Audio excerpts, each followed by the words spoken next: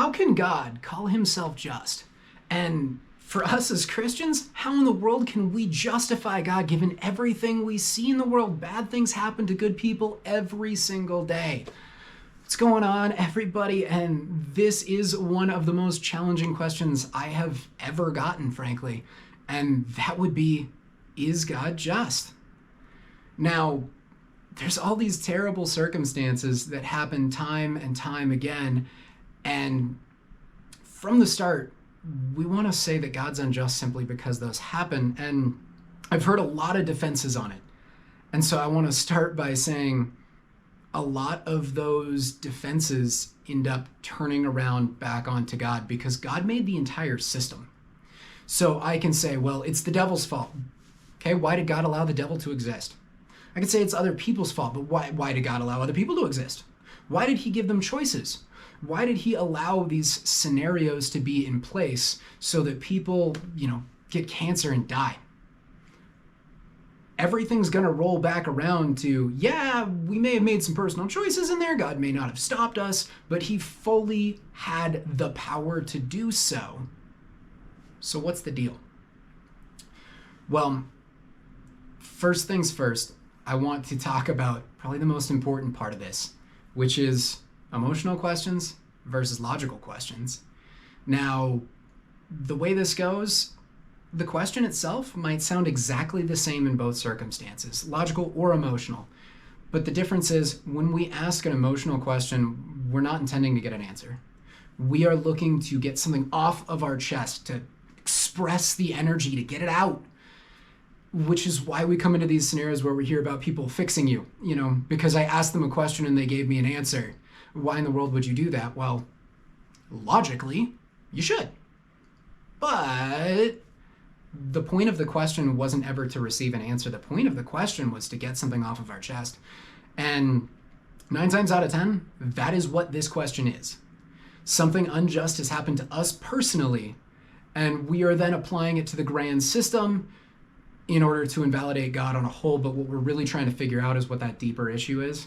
So if that's the side that people are coming from, it's really important not to slam them with the logical theory, not to go into this is why it works and this is how it goes, because that's not going to help anyone. Now, this video is going to provide a logical example, and the logical question is where there's not really emotion involved in this. I'm not trying to get anything out. I legitimately want to know, how in the world does this work? I'm looking for an answer. So it's concerned with the fact and what's not fact. And so hitting that with the big emotional strain isn't going to work too well, which again is why we have a lot of issue with the Bible defending the Bible, because we're looking to have a concrete fact, not necessarily, me defending myself. I'm not sure I can validate that. So we want to get a little bit deeper into this and a little bit more intense, but it's very important right off the bat to make sure that this doesn't get used improperly. And that being trying to be right. Trying to be right is not the way that this works. Because the whole point of the system that we are in is to build relationship. And when we're more concerned with being right than we are with loving others, we start running into some real issues. So, that out of the way, we're going to dive on in. So, pain, right off the bat, and that's usually what we're working with here, pain is relative. When you go to a doctor, they don't say, give me your pain on a scale of nothing or taking a nap to having cancer last week. Well, if you haven't had that experience, you don't know that pain. You can't relate. You can't understand it. Pain is relative. So they're going to ask on a scale of no pain to the worst pain you've ever felt in your life. So if we're trying to invalidate God off of this system, we got to first off understand that he could have made it a whole lot worse. He could have made it so you right off the bat understand the worst possible pain. You can feel it, you can understand it, because you're just born with that baseline understanding, which would be awful. Second off, he could have made the system to have more pain involved, to be worse. Think of the worst action you can comprehend and double it. He could have done that. He didn't. He also could have taken it all away. In fact, that's how we started out and Adam and Eve decided to screw it up. You know what? I would have done the exact same thing. I'm not smarter. So we get some pain going on, and we start feeling like because I'm uncomfortable, God is unjust. So now we got to come back around to, first off, he could have taken it all away, could have made it much worse. There's not really a baseline of validity when we're talking about experiencing pain. But more importantly, what is the goal in life? What's the purpose? And I did just put out an entire video on that. If you want to check it out, links up top. But when we're trying to get into that purpose narrative, pain isn't really involved. I really hate to say it, but your personal level of comfort is not the determining factor in whether or not life was a success, a failure, good or bad. It simply is something that exists, and frankly, it tells us when something is bad. I'm pretty happy about the times that I've felt a lot of pain for the reason that, same reason when you touch a hot stove, now it burns me and my fingers don't work. I should not touch a hot stove. You learn these things, and pain is the fastest teacher. So it's kind of helpful sometimes. Now, I'm not saying that's in relation to your personal pain. I am saying it's really nice that we can decide that malaria hurts, and so as the entire world, we should really put a stop to that. We should find medicines, we should find solutions, we should do whatever we can to stop that from happening. Because it's bad. And the pain allows us to know when circumstances are bad, when they're not falling into the right alignment. And now there's going to be times too where God allows us to experience that pain in order to grow our relationship. That's amazing. Now, that's also the reason why I don't really care about the devil all that much. People want to blame him for everything bad going on. And yet, the story of Job has always been an encouragement to me, because I see someone who had everything, and the devil took it all away, and he still followed God.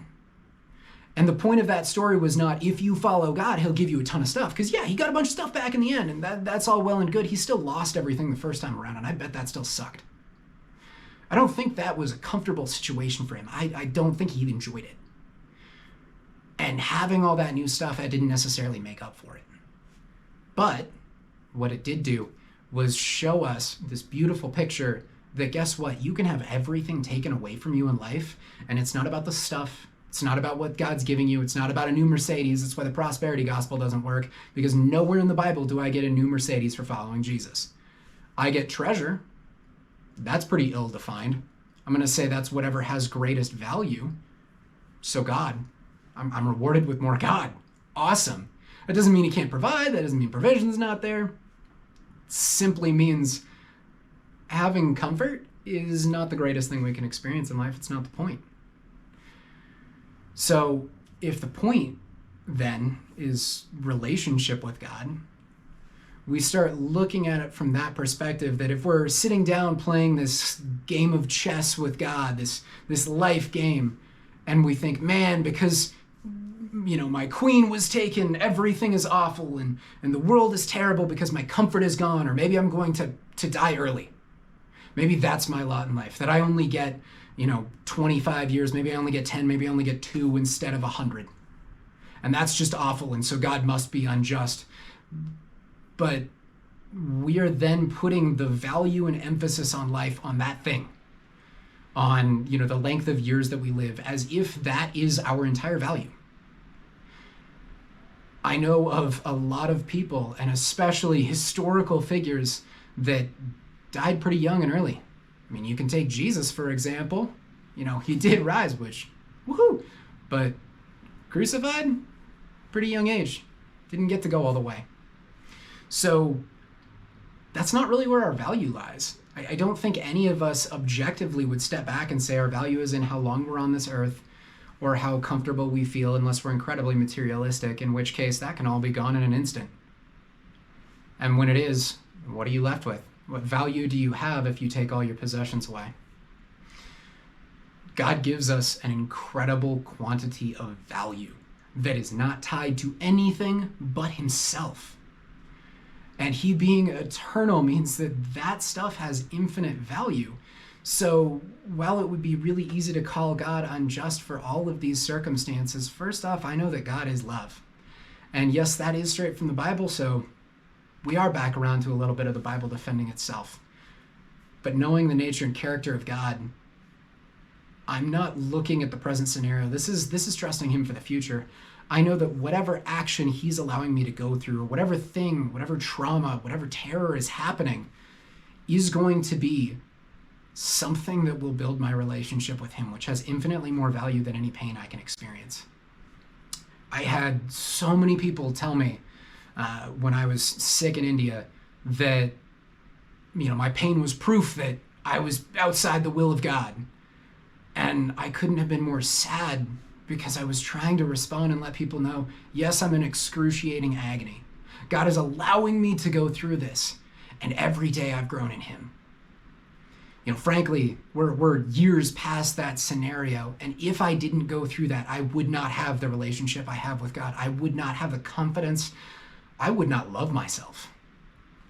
The fact that I can say that now with a clear conscience, not lying, not putting on a front that I truly and deeply love myself. I know I'm valued. I know I'm respected by God.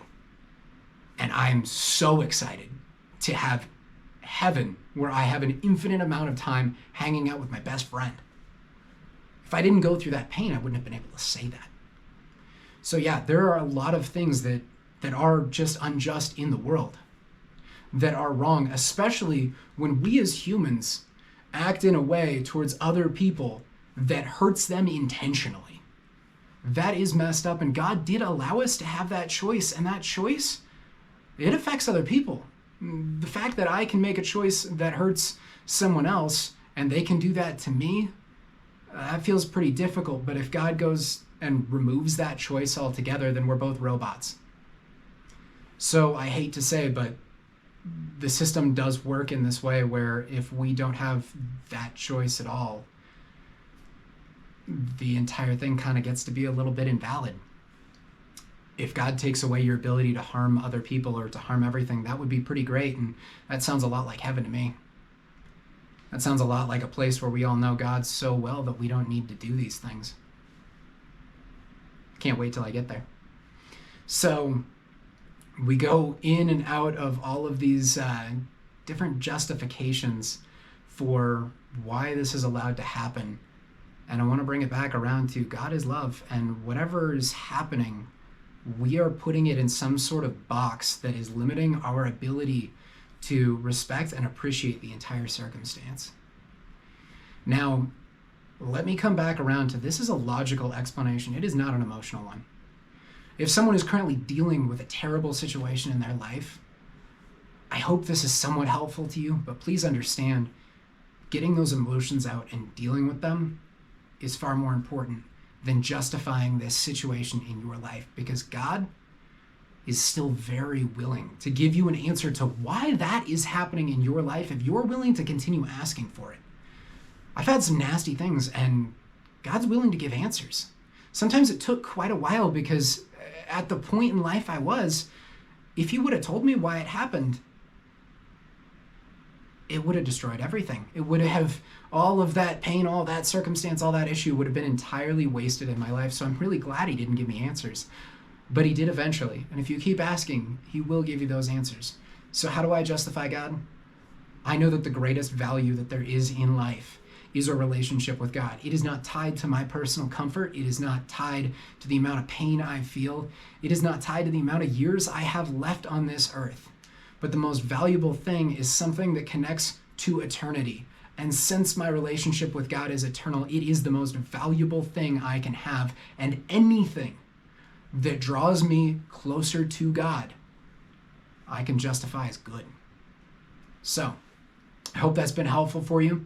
I hope that validates a little bit of things that you may have questioned or have gone through.